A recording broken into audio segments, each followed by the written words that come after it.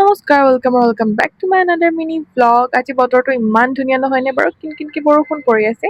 আৰু আজি আছিলে আমাৰ এটা ইনভিটেশ্যনো, মানে মানুহজনৰ ডাঙৰ মামাৰ ঘৰত আজি আমাক ডিনাৰৰ কাৰণে ইনভাইট কৰিছিলে। সেয়েহে আমি চাৰিওজন গৈয়ে আছোঁ আৰু মামাৰ ঘৰৰ কাৰণে। আৰু ইয়াতে ইমানেই বেছি ট্ৰেফিক নহয়, মানে মামা আৰু মদিটো মানে ট্ৰেফিকৰ পৰা সাৰি যাব পৰা নাইকিয়া। আৰু আমি পাই গ'লোহি মামাৰ ঘৰ, ট্ৰেফিক ফালি ফালি আহি পেলাই। আৰু এতিয়া মামীক মই অলপমান হেল্প কৰি দিছোঁ, যিহেতু মামী অকলে কৰি আছিলে। আহি পাই মানে চিধা আমি ভাত খাবহে বহিছোঁ আৰু।